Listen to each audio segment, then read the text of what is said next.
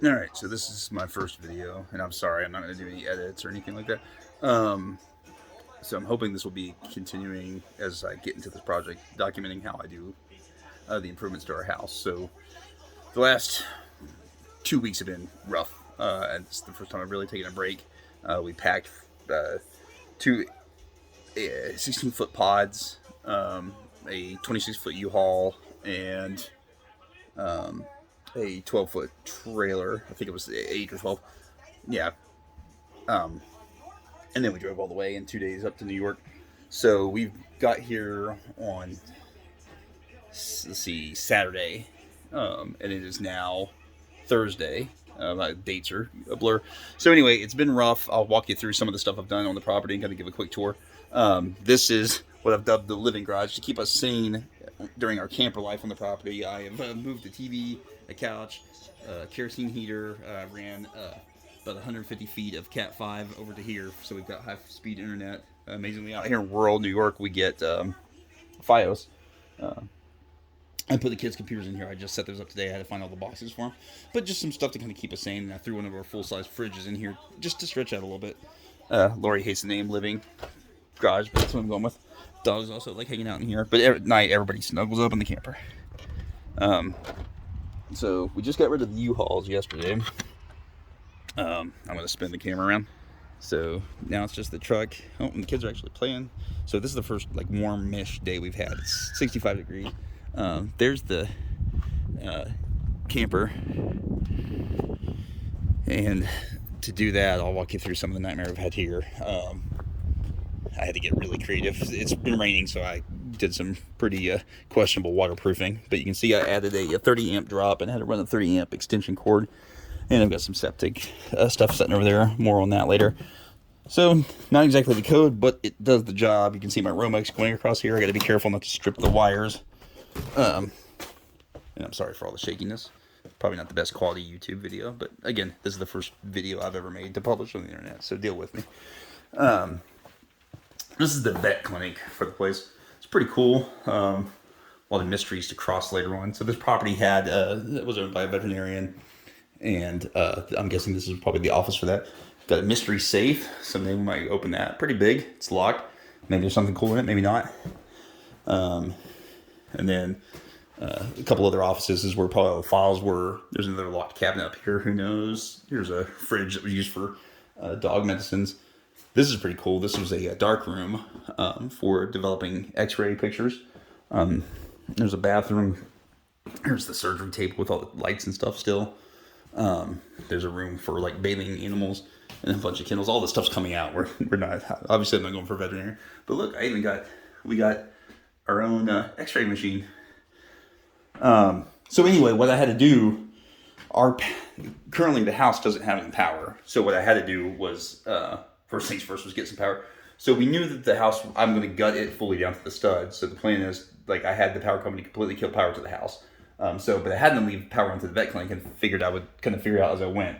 Now, what this property has on both the house and the vet clinic is these old Zinsco power panels. So you can see right now, I just took the panel off for you so you can see what I did. So the first problem I had to solve was getting electricity to the camper because there were no 30 amp attachments. So what I did was I went into the power panel and I found they had several. It's kind of hard to see. I can't remember if, I think this hallway might work if I can find it. No light, sorry. So anyway, if you look at this panel, these Zincos attachments, green are 30 amp, but these are all double pole. But I just kind of logic through the fact that if I have a double pole and I just want to use one link, that's all I have to do. So first things first was getting power. So knowing that 30 amps takes 10 gauge wire, and I only need one connector for a camper. Make sure you don't make that mistake. Don't try to like hook it up to your dryer connector in the house. It's 240. It's 120 for a camper. So that's only one connection. So what I did was I found a couple of, this one was for a 30 amp range that used to be in here. So what I did was I bypassed it, and you can see if you look at the breaker, there's only one line connected. So I ran that. This is new Romex right here. So I bought 150 foot or 100 feet of this, and this neutral ground bar was pretty full, but I was able to pull the old lines from that double pole pulled out the other hot, disconnected the line entirely, and pulled out the old ground and neutral and stuck those into different spots. Now, and then I only ran the one. So now I'm running 10-2 instead of 10-3 wire, which 10-2 you've got your hot, your neutral, and your ground. So that runs all the way out to this window. And again, someday this will all be refined. I didn't want to cut the cable a bunch of times. So for now, I ran it through out this window, and it goes out. Oh, I guess I don't think I showed you the waiting room there's a waiting room to the van link in the entryway. Sorry. All those will get stripped. Lori wants to make this an Airbnb someday, but that is a project way down the road after we actually have a place to live. Because I can tell you right now, camper life ain't it. Oh, and for all my military buddies, this is my first beard in 22 years. I'm excited. I've been retired now since the 14th, and I think today's the what is today? Sorry, flipping the 24th. All right, sorry. Really boring images of a door. Hopefully I'll get better at doing content. So, on the property, and I'll cover more of the property a different day. I don't think I have it in me. But we also have, so there's a barn, there's my awesome living garage, there's the house, that's the vet clinic, the creek's out front, and then you got this metal tractor barn, which we put a lot of our stuff from the first shipments, the U-Haul and the trailer in there, and in here, and in the awesome living garage. So one of my problems I ran into this morning, okay, so anyway, you can see here's the electric. Ran it out to the camper, so now I got electric. Now, there is no water going to cut for the complicated things. There's no water going to the vet clinic. It's going to the house. All the pipes are burst in the house. So what I did is I actually asked a plumber months ago to come in and cut off the house water entirely. Just cut the copper and put me a faucet handle in there. So down in the basement there's a faucet, and water's still running to the house, just to that one faucet or spigot down in the basement. And then I ran 200-foot lines to the camper, so now that's how we got water. Now the first fun adventure this morning was couldn't find anywhere around here that sold like septic dump tanks, and so what I had to do was we had to drive far away because our septic got backed up. This line shot, and obviously I'm not going to dump gray or black water into my yard, so the tank filled up pretty quick on us. Not bad, I guess, considering it's been Sunday, Monday, Tuesday, Wednesday, Thursday, 6 days we've been here with the full family. Boys are mostly peeing outside. Alright, so sorry, feel free to fast forward through any of this boringness.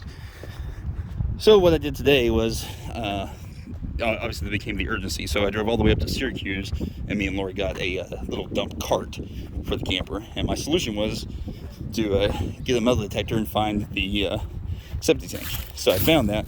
I won't go into great detail of how fun that was, but I couldn't find a washout, so I dug up part of the septic tank, and I found the lid. So I took the lid off, and I'm guessing when we had the house inspected, the septic tank, they must have broke the lid because one of these awesome paver stones has been replaced on there. You can see it. That's what they're using for a lid. So anyway, dug up the septic tank opening, and 3 loads of gray and black. I dumped all my water into the septic tank directly. And I'll do that daily now to keep up. I know the septic comes out of the house somewhere here, but I'll cross that bridge when I get to it. The other awesome solution that I was able to get, like our third day here, was the Verizon guy came. There's actually, like I said earlier, FiOS out here. So I had them go ahead and run the fiber up to the house and leave me a lot of slack. So hopefully I can run it along one of these old copper lines later. And I threw some PVC to protect it across this creek. So, and again, I plan on doing the entire house once I strip it down to the studs with Cat 6. And so to start that, I ran about 150 feet yesterday off of, they've got the fiber optic converter down in the basement, and it ran up to the modem. What I did was just made a really long cable coming off of that and essentially set up my mobile command and control center. So now that's running out of the house. So that runs up out of the basement. Here you can see the house. The game plan is, actually I'll do that walkthrough later. So I'll just let this video be functional. So we've been here now for 6 days. It's cold. Today's 65, which is the best weather we've had. Most of the days it's pretty in the 20s, 30s, which is not fun when you're unpacking or dealing with a lot of the other stuff we've been dealing with. But as you can see, this is going to be quite an adventure, and I'll try to make videos that are a little shorter and sweet, and hopefully get better at making them. But I've been off the radar for a while, and I'm getting a lot of texts. So I figured, hey, I'll make this video, try to figure out how to upload it to YouTube tonight or tomorrow, and put a link on my Facebook or something like that, and send it out to some friends. If they're curious, you guys, I'll try to keep these videos short in the future, but my hope is to kind of pay it forward for all the awesome videos I've found on YouTube that help me do home improvement. So as I go through and strip this house down to the studs and redo the electrical, plumbing, and everything ourselves, that I'll post little tips and tricks of what I ran to. I thought it was good to run into some of the things I did to initially get living on the property. If you chose some crazy route like this of living with a bunch of kids and dogs and wife and animals in a camper. So as I said, we all bundle up at night. Oh, one other huge helper. So we talked about dealing with your septic. You've got a few days before you fill that thing up, and then you've got to either go to dump stations by pulling your camper or hook it up. My initial plan was to hook up to the washout for the septic here, but unfortunately, I can't find it. So, and there may not be. It's a really old septic tank. It was put in 88, so it may not have been up to code. Or maybe that wasn't the code back then in rural New York. But this thing is awesome. I only thought they made these for air tools, but here's a quick release for a hose. So it just depresses apart. I've got water running through here right now, but you just slip that back and bam. So the first few nights I was coming out here and twisting this because it drops down to freezing every night. And so I didn't want it to pipe the hose to bust. So anyway, I run that there. Now I got water. You saw how I ran electricity, which is the two huge ones. This morning we also, in addition to the septic being full, discovered that my propane tanks had ran out. So I have got new propane tanks there. And I also bought like a little, I'll let you know how that works. From the camper center, I bought like a little magnet that sticks onto the propane tank so you can tell whether or not they're full. Hopefully that'll help me figure that out as I go. But really we only use the propane for heating the camper, and it does a great job of that, and the heating the awesome 6-gallon water tank when we take showers. So electricity, water, sewage are the big huge ones. And then we've been eating out a lot, but I've got my grill set up now. I've got my smoker. The camper does have a burner or two, and we'll probably break out some of the electrical appliances, rice cooker, panini press. Getting all those living functions up and running are good. And then now I'm ready truly to go. I've already got my building permit. I got to go pay for it. Then I'll put that up out front like we're supposed to do and get cracking on this. And like I said, hopefully make some content that shows you guys the projects in easy ways as I learn how to do all these things. I think that's it for now. Thanks.